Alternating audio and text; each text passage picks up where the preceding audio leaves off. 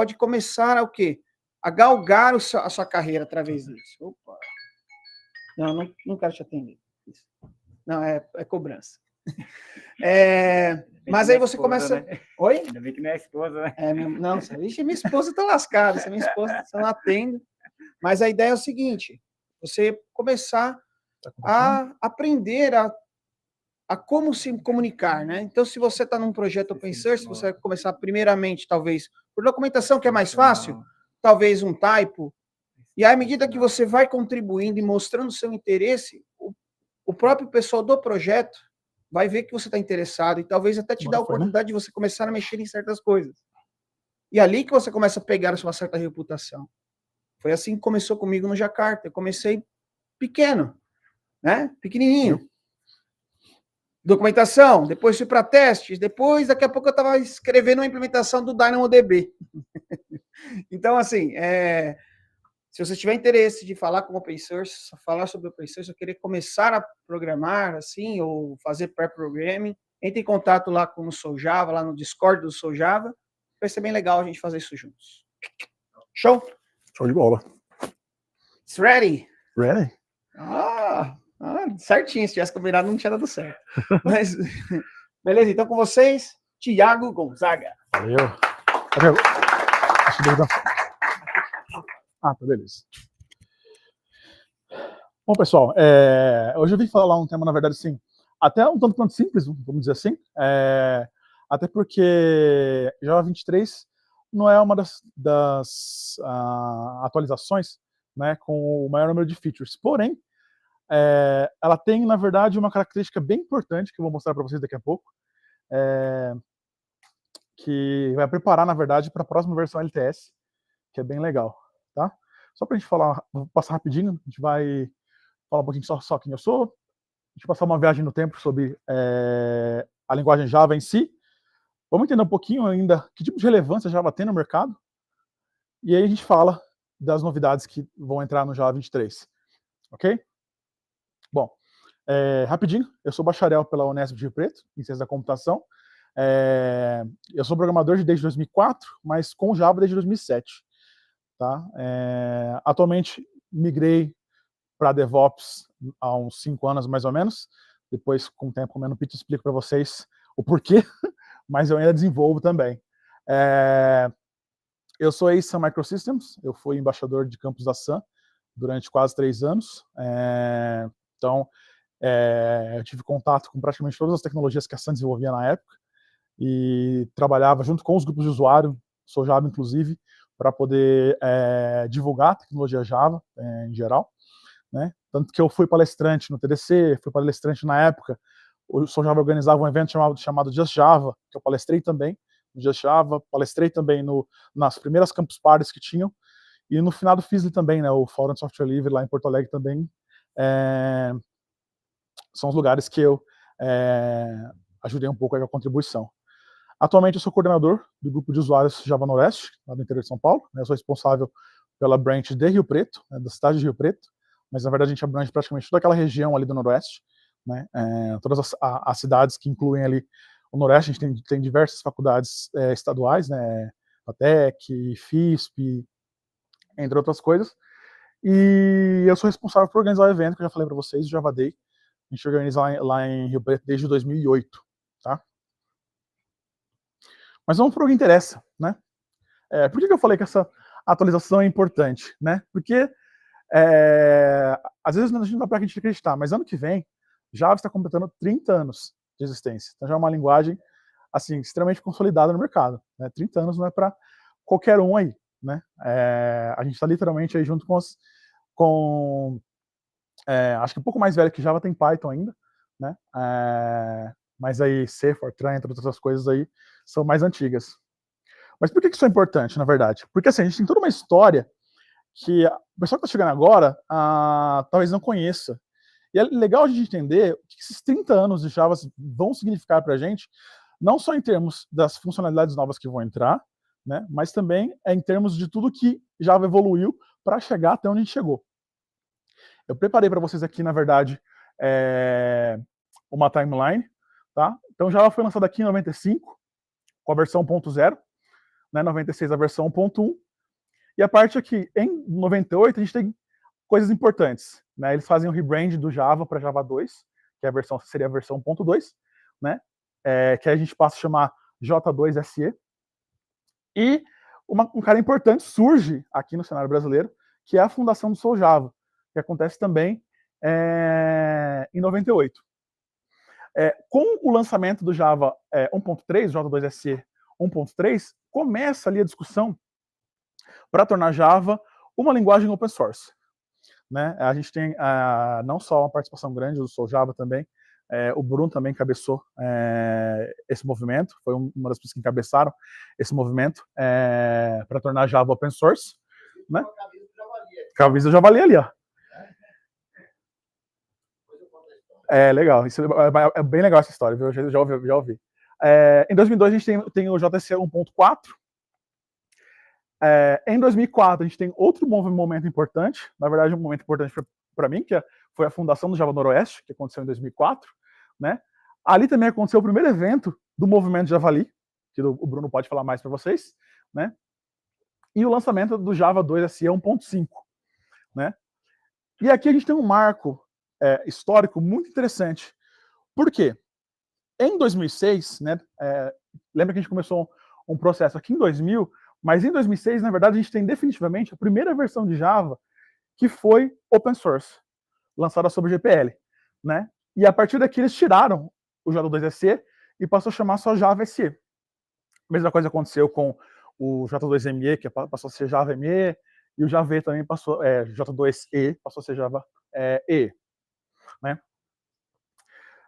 Em 2011 a gente tem outro marco, né? Depois que a Oracle adquiriu a Sun, a gente tem o Java 7, que foi a primeira versão do Java, na verdade, sob o comando da Oracle, né? E na versão 8 foi onde aconteceu, na verdade, as maiores alterações. Foi aí que Java começou a ir em direção às linguagens, vamos dizer assim, atuais, né? Então a gente começou a suportar Lambda, API Streams, e várias coisas assim que tornavam Java uma linguagem atual, né? Uma linguagem que estava apta a ir a competir com as outras linguagens, né? Então a gente tem também aqui a primeira versão LTS, na verdade a versão 8, né? E aqui eu só coloquei as versões LTS, né? Que depois a gente tem em 2018 o 11, né?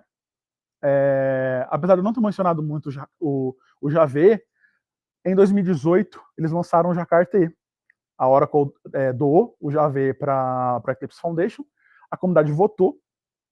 Então, a primeira versão do Jakarta aconteceu aqui em 2018, junto com o lançamento do Java 11, que foi também uma versão LTS.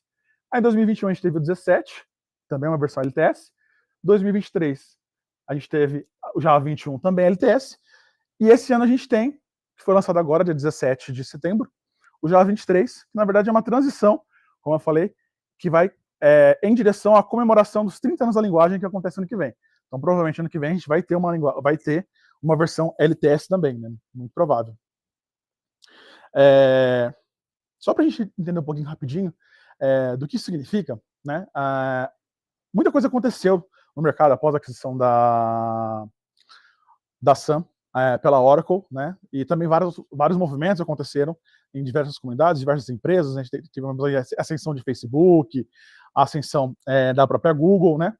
E outras linguagens surgiram, mas Java se manteve, desde aquela época, entre as 3 primeiras em popularidade. Tá? Isso a gente está falando de linguagem escolhida pelos desenvolvedores. E se a gente pegar o gráfico da Tube aqui, desde 2002, Java sempre se manteve entre uma das primeiras. Foi só aqui, mais ou menos, 2020, 2022, mais ou menos, que Java perdeu para Python, né? Porque a gente começou aquele movimento de IA, né? Aí TensorFlow, né? E aquelas ferramentas que utilizam Python para trabalhar, né? Então a gente teve o momento que a gente teve a seção do Python. Mas ainda percebendo que Java não deixa de perder a importância, ainda como uma das 3 primeiras. Outro cara importante aqui, a JetBrains fez uma pesquisa ano passado, né? Todo mundo conhece a JetBrains, a empresa do IntelliJ, né? Fizeram uma pesquisa e de todo mundo que respondeu essa pesquisa, 49% deles usam Java, né? e 33% de todo mundo que foi pesquisado usa Java como linguagem principal. Eles trabalham com outras linguagens também, mas tem Java como linguagem principal. E dessa galera que é denominada desenvolvedor Java, 58% não pretende mudar, não pretende migrar para outra tecnologia, pretende continuar utilizando Java, né? E aqui eles dão outra estatística, mais ou menos, né? Que somos 4,6 milhões de desenvolvedores estimados de Java, isso em 2023, no mundo, tá? Só para vocês terem uma noção, aqui Java ainda assim ocupa a primeira posição entre os desenvolvedores, com 33%, Python em segundo, JavaScript em terceiro, e só para comparar, HTML, CSS, JavaScript e SQL com 18%. Isso são dados da JetBrains, tá? Outra coisa legal também, Java se manteve uma linguagem bem jovem, porque se você pegar a maior concentração, tá entre o público de 21 a 29 anos, aqui se a gente somar a galera aqui que está na casa dos 20 até os 50 anos, então assim, vocês podem perceber que Java é uma linguagem bem jovem, escolhida pela a grande maioria do pessoal que programa, e a gente tem no pessoal ainda que adere à linguagem, mesmo sendo um povo mais das antigas, né?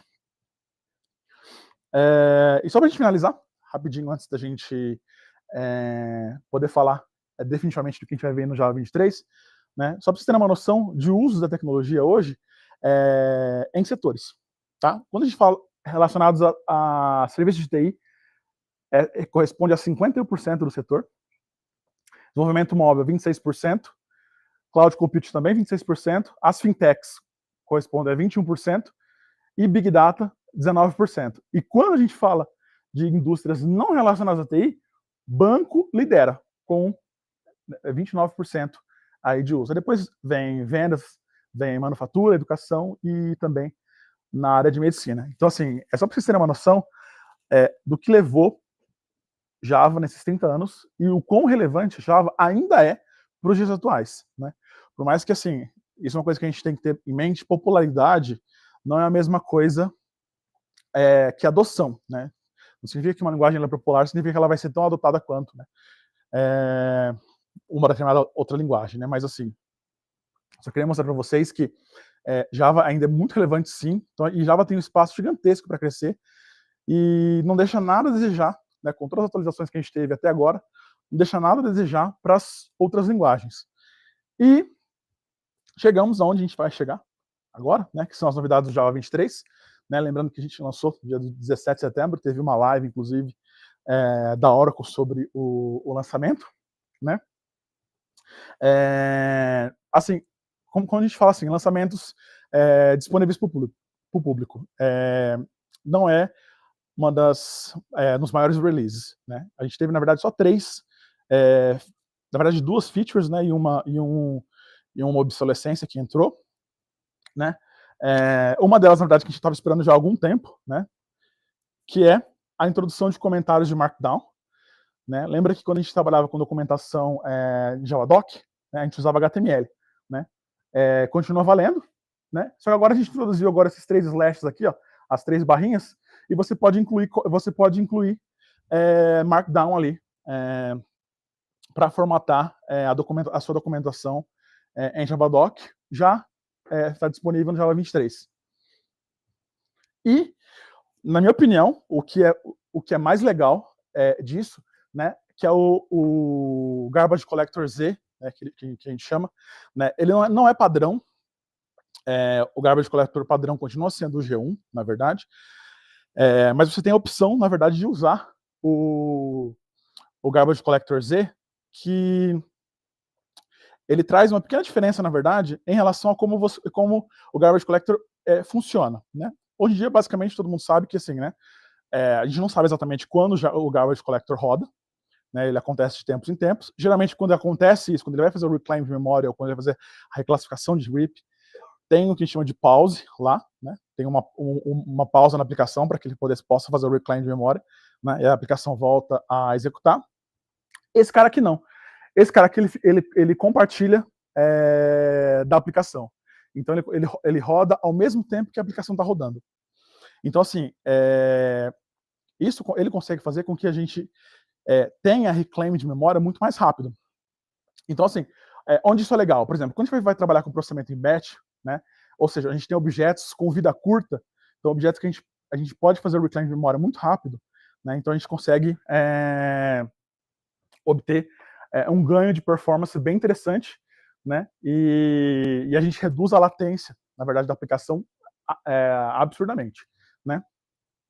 E o que acontece? Antigamente, você tinha que habilitar o geracional, né? Agora ele é por padrão. Qual que é a diferença, né? O geracional agora ele é muito mais parecido com como funciona o G1, na verdade, né? Que divide a heap em Young e Old ali, né? E ele faz a classificação dos objetos novos para Young, os objetos mais antigos são promovidos para Old, né? Depois são limpos. Então, o geracional entrou no Java 21 e agora ele é padrão. Então, se você marcar para usar o GZC, então ele automaticamente já é geracional, né? O antigo já vai entrar já está entrando como obsoleto. A Netflix tem um estudo de caso bem interessante sobre esse garbage collector.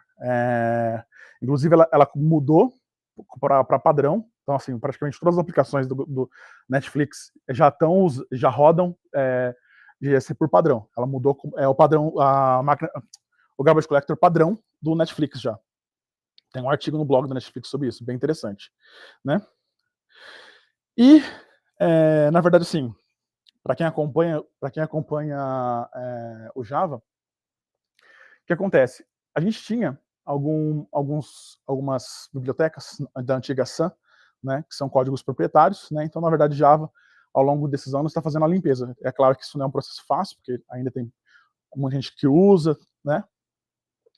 E nessa versão, uma específica, que era a MISC Unsafe, especificamente o que trabalha com acesso à memória, ou seja, que você usa lá para alocar memória, desalocar memória.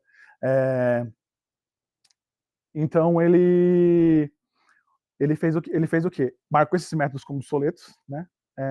E vai começar a emitir warning falando para você substituir por outras versões, né? Lembrando que a gente já tem APIs seguras para trabalhar com memória, desde o Java 9, na verdade, que é o Function Memory API, e o var handle que entrou, aliás, o var handle entrou no 9, e o Memory API entrou no 22 já. Então, esses são os recomendados a partir de agora, se você realmente quer trabalhar com memória. Claro que, geralmente, assim, para a maioria dos usuários, a gente não trabalha com memória diretamente, né? A gente geralmente deixa a aplicação fazer gerenciamento, mas se você realmente precisa de uma aplicação que dependa de um gerenciamento de memória feito em código, né? Então, agora é recomendado usar os novos padrões aí. Beleza? Bom, a partir daí, a gente entra no que a gente chama dos previews e das incubações, né? O JCP tem um processo bem interessante, né? Que é quando ele vai testar algumas funcionalidades que ele quer incluir na linguagem, né? Então a gente tem a incubação, né? A incubação geralmente não é uma funcionalidade completa. Às vezes ela está em teste, ela está ainda sendo especificada, às vezes a especificação não está completa, mas ela quer de alguma forma que vocês comecem a trabalhar para ver se realmente faz sentido aquela especificação ou se ela precisa de ajustes, né? E a incubação ela pode entrar ou não numa versão, né? A JCP escolhe se aquele projeto vai ser incubado ou não naquela versão do Java. Então, ele pode ou não estar disponível como incubação numa versão. As previews não. As previews já são funcionalidades mesmo propriamente ditas, que vão entrar em versões futuras do Java. Geralmente elas estão passando ali por refinamento, né? Mas já são funcionalidades bem especificadas, já são funcionalidades que já estão implementadas, né?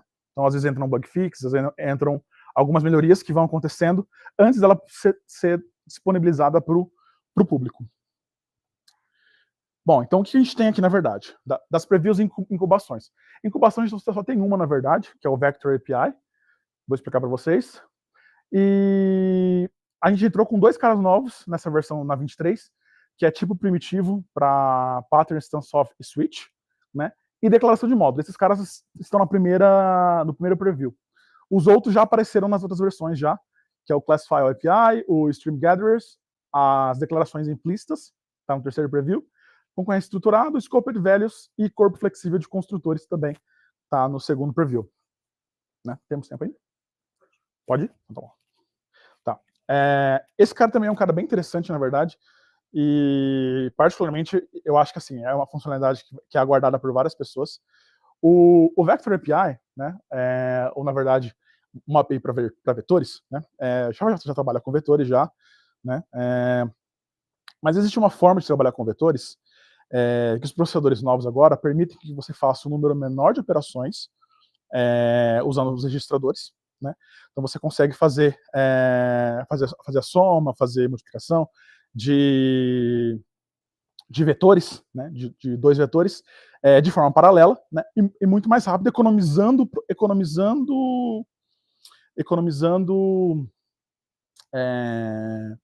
tempo de CPU, né? Economizando instruções.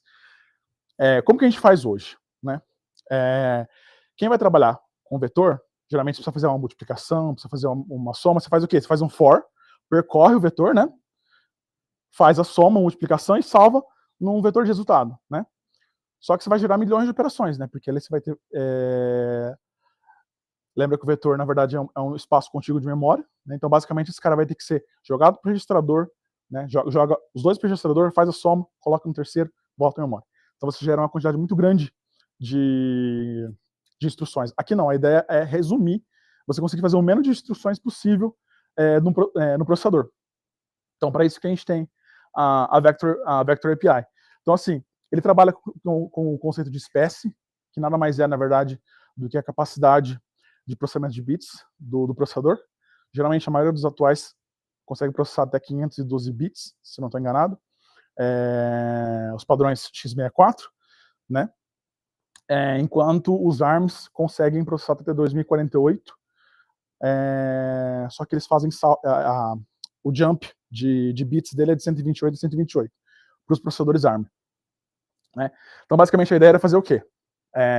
Então, a gente, na verdade, define a espécie do nosso vetor. Né? Então, aqui ele pega a preferida, na verdade, né? De acordo com o hardware. Né? Então, basicamente, o que você faz aqui? Né? Você coloca um bound nele de acordo com o tamanho dos vetores que você vai somar. Né? Você usa como a gente está trabalhando aqui com ponto flutuante, a gente está usando o float vector. A gente está fazendo o que nesse float vector from array aqui? Eu estou pedindo para ele carregar nos registradores esses caras. Os vetores A e B. Uma vez que eu tenho os vetores A e B carregados nos registradores, eu pego e faço multiplicação, soma e aqui é negação. Né? E pego isso e guardo no vetor C. Né? Transformo em numa array. Tem um downside nesse cara, que é o seguinte, se por um acaso o seu vetor não for múltiplo, né, do número de bits que a gente tem aqui, né, então o que acontece? Você tem que fazer o resto da operação, né, o tail que a gente chama, né, o finalzinho a gente tem que fazer manualmente. Então é a mesma coisa, lá, a gente percorre o vetor, faz a soma dos vetores, né, no caso aqui a gente está fazendo multiplicação, soma e depois a negação, grava em C. Então, tem esse pedacinho. Existe também alguns processadores que conseguem já tratar sem a necessidade de eu fazer o cálculo manual do tail, né? Mas aí depende do processador ter ou não a funcionalidade. Então essa daqui é uma coisa que eu acho bem interessante, que vai entrar, que está com incubação ainda, né? Não é final, mas é bem interessante. Tá? Bom, outra coisa legal que entrou agora, na verdade finalmente, né? Que a gente vai poder usar os primitivos com instance of. Lembra que a gente precisava fazer comparação usando instance of, a gente tinha que usar classe, na verdade. Né? E, se não me engano, a partir do Java 21, ele permitia que você fazia o quê? Fazia o pattern matching, ou seja, você já podia instanciar a variável, né, no próprio instance of. Né? Mas isso só valia também para classe, né, para string, number, integer. Agora não, agora você consegue fazer com o primitivo também a mesma coisa, né, usando pattern matching. E o legal é você usar dentro do switch. Né? Então agora, aqui no meu caso está aparece como erro, porque a ideia ainda não entende. A ideia não entende. Mas só pra vocês terem uma ideia, a ideia é, então se eu tenho um inteiro, né? Eu tenho o caso aqui, verificar se esse inteiro é 1, beleza, eu vou imprimir esse valor, né? Se não, o legal quando a gente usa o pattern matching aqui no switch, né? Esse cara aqui passa a ser o caso default. Ele é o caso padrão. Então é um uso bem interessante que entrou agora como preview no Java 23. Outro cara legal que entrou agora, que é a importação de módulos. Lembra que antes a gente usava o import com wildcard, né, com asterisco. E agora eu posso fazer o import módulo direto também, de novo aqui, não entende ainda. A ideia não entende. Mas eu posso usar a importação do pacote direto usando o import módulo, que também está em preview nessa versão do Java 23. Outro cara legal também, na verdade isso daqui não é para nós meros mortais, né, mas para quem trabalha principalmente com... Eu usei muito isso quando eu trabalhava no projeto NetBeans, né, e a gente tinha que gerar código, né, quando você vai gerar código do Swing, ou mesmo gerar aquele projetinho inicial já com os códigos. Java não tinha, na verdade, uma forma de trabalhar, de você trabalhar com class file. Agora tem. Então, esse já é o segundo preview já, estava no Java 22. Então agora ele tem esses caras, que é o Code Model, Class Builder, Class Writer, Code Builder e Class File. Que ele faz o quê? Nada mais, ele te ajuda a poder gerar código. A ideia é justamente você conseguir gerar os class files, né? Tanto fazer o parse do class file, jogar esse cara para a memória, para fazer a alteração se você precisar fazer, né? Ou também gerar o próprio arquivo do class file. Né? Então isso é bem interessante, principalmente agora que a gente trabalha com a questão da IA generativa também, né? Então para gerar código, esses caras vêm para facilitar a vida da gente aí na hora de gerar class file. Outro cara também que está no segundo preview, que é os gathers. Antigamente a gente tinha que fazer várias operações para poder ter operações intermediárias, né? Então a gente tinha que fazer a implementação de interface, fazer uma série de coisas para poder gerar map, reduce, collect, para poder fazer. Agora eu consigo gerar, agora tem intermediários, que é o gather. Então, o que o gather faz? Ele faz você mesmo pode implementar, né? Que eu coloquei A, B e C, mas na verdade esses caras podem ser lambdas, podem ser records, pode ser o que você quiser. Então, na verdade, assim, são implementações próprias para que você possa operar sobre um string. Né? Aí, depois que você fez todas as operações que você precisa, né? Então você pode chamar o gather de forma concatenada, né? Para no final você coletar o resultado do que você fez aqui. Então agora o gather passa a ser para operações intermediárias e o collect, né, que é literalmente para operações finais. Essa é uma coisa legal que eu queria demonstrar, mas assim, como eu não tenho muito tempo, não vai dar para fazer. Hã? Eu não tem slide ainda. Outra coisa bem legal agora, que também está no terceiro preview, na verdade. Na verdade, uma das maiores reclamações, na verdade, do maioria do pessoal que vai começar com Java é a dificuldade, na verdade, a burocracia que você tem para criar uma classe, né? Para você poder começar a codificar uma aplicação Java sem grandes problemas, né? O que acontece? Agora, a ideia é o quê? Você simplificar ao máximo os métodos e as classes sem que você precise de modificadores, né? O public, o private. Então você consegue criar uma classe simples, né? Só utilizando o void main, né?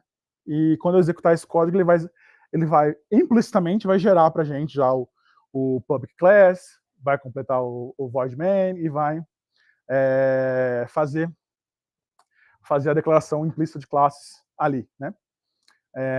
Então isso facilita bastante, porque a gente na verdade precisa de menos código para poder começar a desenvolver. Então, na verdade, eu não preciso entender aquele monte de conceito antes de começar a pegar a mão no código. Agora eu posso ir lá e fazer diretamente. Outra coisa legal também, eu posso fazer o quê? Eu posso agora fazer o quê? Instâncias do main também. né? Eu posso literalmente declarar um objeto, chamar a main diretamente, que ela não é mais estática, ela pode ser diretamente do objeto, né? Outro cara que faz parte disso daqui é o JavaBase, né? Que é um metamódulo, na verdade, que já tem todos os pacotes que você precisa, que são assim considerados os mais usados, né? Os básicos, né? Já pelo Java. Então, você pode continuar usando ainda, importar diretamente o útil, outras coisas, mas assim, para facilitar agora tem o JavaBase, que já tem tudo que tem no Lang, no útil, assim, e outros pacotes aí. Esse cara está no terceiro preview também, deve ser lançado em breve.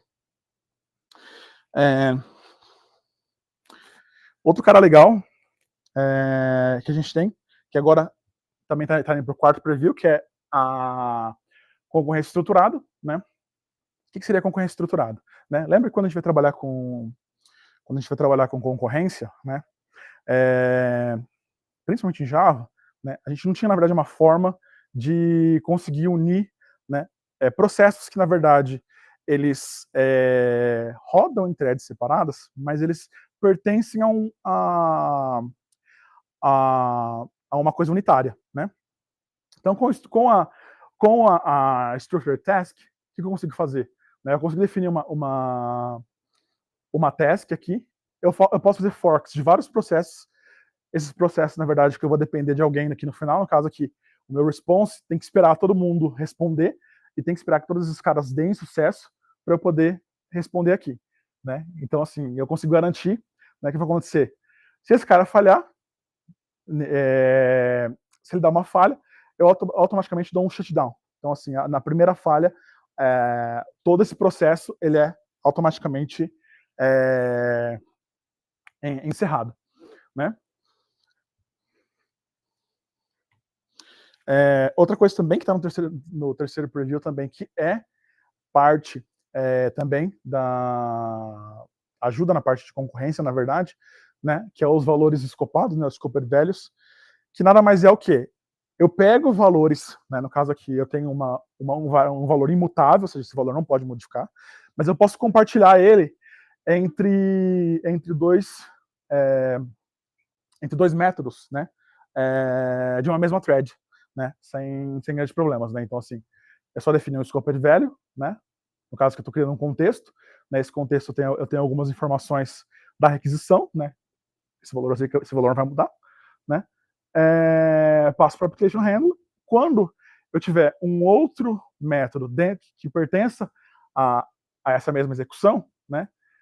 Eu posso simplesmente pegar o contexto, né, e usar ele, no caso que eu estou usando o contexto, para fazer a conexão com o banco de dados. É só um exemplo, na verdade, de reaproveitamento, né, de variáveis entre métodos diferentes da mesma thread, né? Lembrando que esses caras eles têm que ser imutáveis, não podem, então são finais. Outra coisa legal também que tá no segundo preview agora, que é o corpo flexível para os construtores, né? É uma coisa que outras linguagens permitem, na verdade, Java não permitia. Geralmente, this is super era algo que tinha que ser a primeira coisa dentro de um construtor, né? Só que não necessariamente, às vezes eu quero fazer algum tipo de validação antes mesmo de chamar esse cara, né? Então agora Java vai permitir que você crie cláusulas de if para fazer validações, para fazer até mesmo inicialização de variáveis, né? Antes mesmo que eu chame o super ou this, né? E é isso. Pessoal, perguntas? Eu falei rápido porque como acho que tá todo mundo com fome, então eu tentei passar assim uma pincelada geral assim rápida para todo mundo, para a gente dar tempo de todo mundo comer, né? Tem perguntas aí? Eu tenho uma pergunta para você. Diga, manda bala. Tem outro, acho que o microfone aqui, não sei se tá aqui.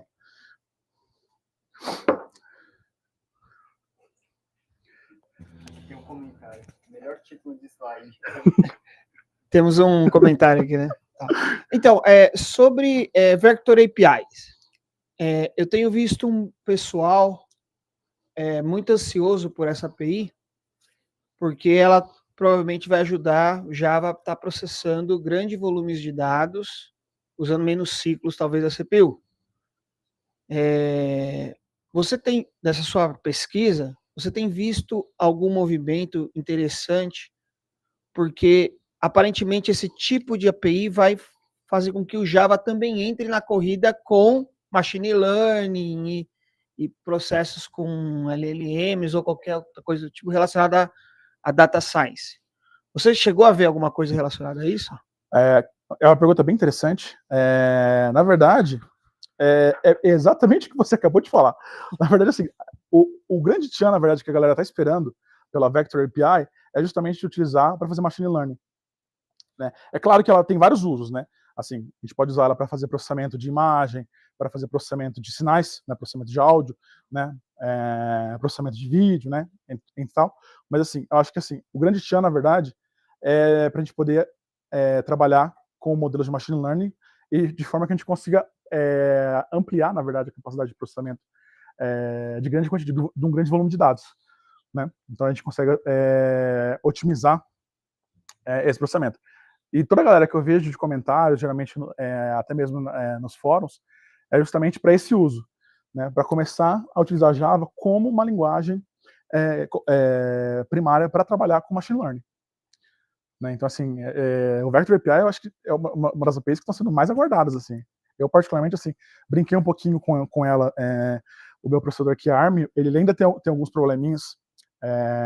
Tem alguns bugs, na verdade, por causa do M1, do M da Apple, né, o processador da Apple, mas ele ainda roda super bem, na verdade, nos processadores Intel ou nos AMDs, né, mas como eu falei, no Intel AMD ele tem a limitação de 512 bits, então o tamanho de dados que você consegue é menor, né, então você consegue criar, por exemplo, né, são 512 bits, vamos supor que a gente vai trabalhar com vetor de float, né? Cada float são 32 bits, né? Então, na verdade, a gente estaria trabalhando com 12 registradores? 12 registradores, né? Em sequência de float. Então, na verdade, seria um vetor de registradores, poderia processar até 12 operações de float com vetores por vez. Entendeu? Então, só para vocês terem uma ideia de como a gente faria. Antigamente, a gente teria que fazer esse manual 1 a 1, né? Aí não, agora a gente estaria processando, ou até, se fosse no caso do ARM, chegar até 2048 bits, daria para processar uma quantidade gigantesca, daria 20 ou 30 posições por operação, né? Massa. Temos perguntas? Tem mais perguntas? O pessoal quer fazerem perguntas aí? Eu não queria tirar seu slide, mas seu QR Code está aqui. Ah, tranquilo. Pessoal, é verdade, meu QR Code, para quem quiser me adicionar no LinkedIn. Isso. Perguntas para galera? Perguntas? Eu tenho mais uma. Da bala. Você acha que esse Scoped Values, ele vem com a ideia para substituir o thread local? Porque antes tinha essa treta, né? Essa complexidade quando você usar thread local. Uhum. E aí veio as virtual threads tem a questão dos contextos. E essa Scoped Values, ela virou como se fosse a boa prática agora de compartilhamento de variável entre threads? Duas coisas bem interessantes aí. Uma que, na verdade, né, ele vem principalmente para simplificar, né, o thread local, na verdade, né, que realmente foi uma grande... foi bem difícil, na verdade, né?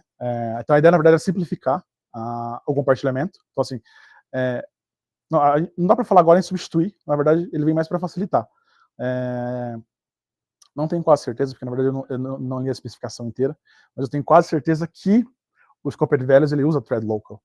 Por baixo dos panos. Então, assim, eu não terminei de ler a especificação quando eu fui fazer o slide, mas, assim, eu tenho quase certeza que ele usa thread local por debaixo. Mas a ideia é justamente simplificar. Eu consegui fazer operações